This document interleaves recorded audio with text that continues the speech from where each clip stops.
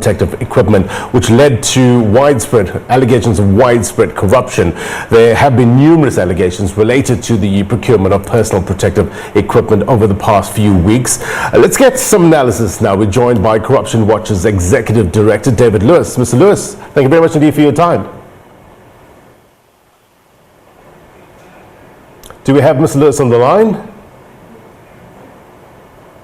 David Lewis, you're live on the agenda. Very good morning to you. It doesn't seem that David Lewis can hear us. Let's just try one more time. David Lewis, can you hear us? Yes. All right. Thank you very much indeed, sir, for your time. Corruption Watch has no doubt been vocal with regards to corruption when it comes to the procurement of PPEs. What's your take on this newly appointed committee to address and I guess look into these problems? Hello? David Lewis, can you hear us? You're live on the agenda. Very faintly, but carry on. All right, we just want to get your take with regards to this new committee, Ministerial Committee, to look into allegations of corruption, the processes of procurement of PPEs. What's your take? Will this committee have any bite? No, I mean, I think I can't imagine what the president was thinking when he decided to appoint this committee. Firstly, ministers should not be involved in procurement decisions, certainly, of any sort whatsoever.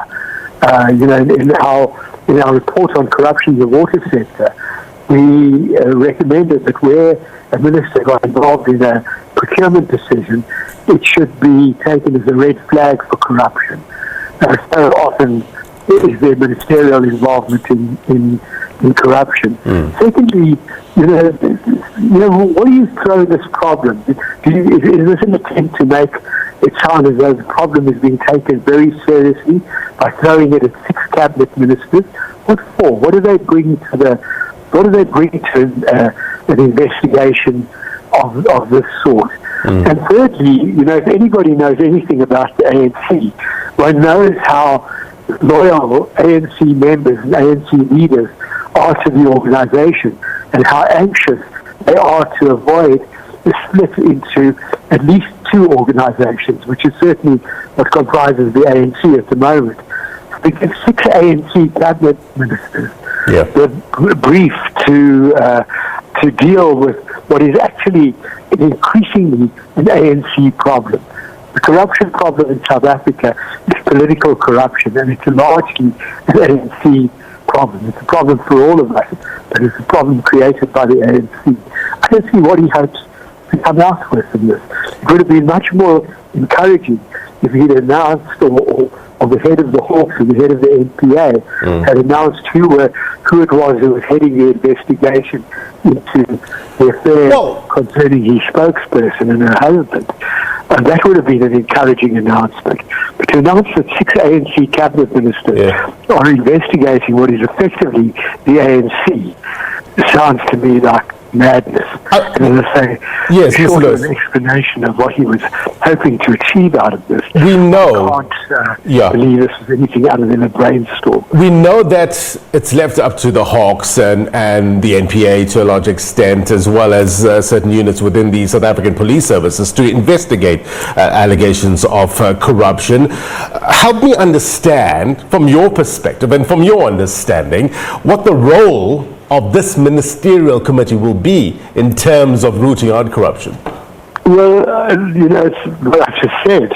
I don't know, but I would love to know because there seems to be no rationality behind this decision. If he'd appointed a committee comprising independent people and civil society organizations or whatever, it might have achieved something, although I don't think we need another commission of inquiry. At this stage, we know that the COVID-19 funds are being looted. I'm not surprised that there is an increase in corruption because there's been a relaxation of the regulations. It is pretty distressing to know, and we learned that from the DBS matter, and we learned that from the Steeler Dairy matter, that there are no holds barred These are people who would literally steal candy from kids, just as they have from the poorest people in the country. This is not stealing from a big parastatal. Yeah. This is stealing from, as I say, the poorest people in the country, the most desperate people in the country. And it's distressing to know that our political leaders, and they are largely instrumental in driving this, including at the local level, provincial level, and the national level. It's distressing to know that they would do this. But this commission is not going to provide, this committee of ministers is not going to provide any answers. So the president has requested all ministers and premiers to provide information on the names of these companies and the details of tenders and contracts that have been awarded to, it mentions national departments, provincial governments and public entities during the period of the national state of the disaster. And he goes on to say that he's directed that these lists must be provided to the Committee of Ministers as a matter of urgency, this week in fact. And the committee will prepare a comprehensive report which the President intends to release as public information. Releasing this as public information, is this the best way to deal with corruption in this regard, especially at a time when people are in dire need of these services? It's remarkable that there isn't a list of that sort that can be produced on demand. I mean, we've been asking very loudly, both in public and in private interactions with government. We've been asking governments to publish a gazette every day listing tenders that are being advertised and contracts that are awarded under the special COVID regulations. Because not every, the tender regulations have not been relaxed in respect of every single purchase that government makes. It's only in respect of purchases, and they're very large purchases that are specifically for COVID. And we've been saying to government, we can help you, and the public can help you monitor this. And the competitors of those companies being awarded tenders can help you monitor this. Just publish a government gazette every day, noting what tenders are being advertised and what contracts are being awarded. That's what should have been done from the beginning, and they were not short of advice in that regard either. Although it's a fairly obvious trite bit of advice. So yes, I think it will help for the public to know to have that information. Right. But the problem is that the horse is bolted, and while I'm sure there's still a lot of government contracts to be awarded under those regulations, they're being awarded now in a situation where the president's spokesperson has already been caught with her hands in the till. Her husband has been caught. MET for Health in Gauteng has been caught. Some guy styling himself a king, although I don't believe that all the residents of the Eastern Cape believe he is a king. He's been caught. Currently at the local level, I mean, when we were handing out food parcels at the local level, it was clear that local representatives.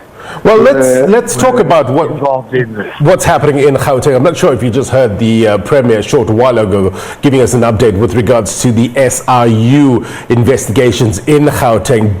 Two big takeaways for me. The first one was that 2 officials in the Department of Health have been identified by the SRU in terms of allegations of enabling a large-scale corruption. Those were the words by the Premier. Your take, your reaction to this? Well, I'm not surprised. My immediate reaction is only 2. They say you've been doing an investigation in Gauteng for a long time, and I'm looking forward to the outcomes of the investigation, because I think the SIU are a professional body that have the resources and the skills and experience to do it. If you remember, recently the President issued a proclamation granting the SIU the powers to do a wide-ranging investigation if I recall correctly, over precisely COVID-related transactions the government is involved in. So I don't know, more and more, I don't know, or less and less do I understand what he was thinking, other than what a lot of people in the country are thinking at the moment is like, what can I do? Don't just stand there, do something.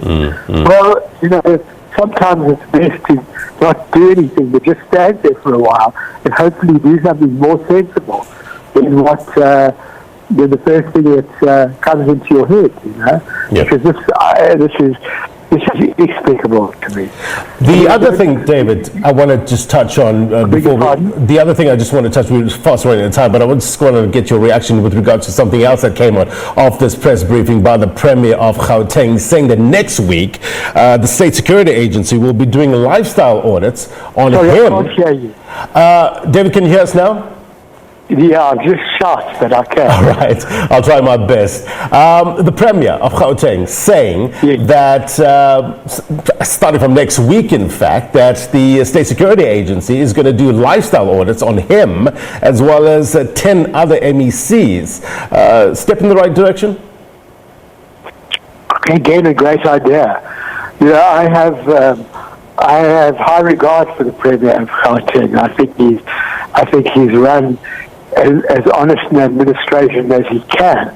This despite having, some real rotten eggs in his administration. And I'm not surprised that somebody like him would volunteer for a lifestyle audit, and I would be surprised, but who knows if he didn't pass it. But lifestyle audits are a good idea. Certainly, in the case of his MEC for health, they seem to have identified some houses that he would not have been able to afford on his salary. Right. David Lewis, we appreciate your time and your perspective. Be well. Thank you. All right, David Lewis, the Executive Director of Corruption Watch. Something that we were talking with David about is Cabinet has welcomed government's intervention to tackle corruption related to the procurement of personal protective equipment. And last week, you'll remember, President Cyril Ramaphosa signed this proclamation for the Special Investigating Unit to investigate allegations relating to the misuse of COVID-19 relief funds. Take a look at this package. Government has vowed to fight corruption in the procurement of PPEs, and President Ramaphosa had set up the Ministerial Committee to investigate all those involved. At least 7 cabinet ministers form the committee, and it will be chaired by Justice and Correctional Services Minister Ronald Lamola. The committee is going to order, as the President has already done, all government departments across the country to publish the list of all those that have received or participated in any procurement during this period of the national state of disaster. And that is the first step of accountability, transparency, and ethical leadership. And there will be a dedicated team to investigate and prosecute. Cabinet has also approved 3 bills for submission to Parliament, which will strengthen the justice system to support and protect victims of femicide.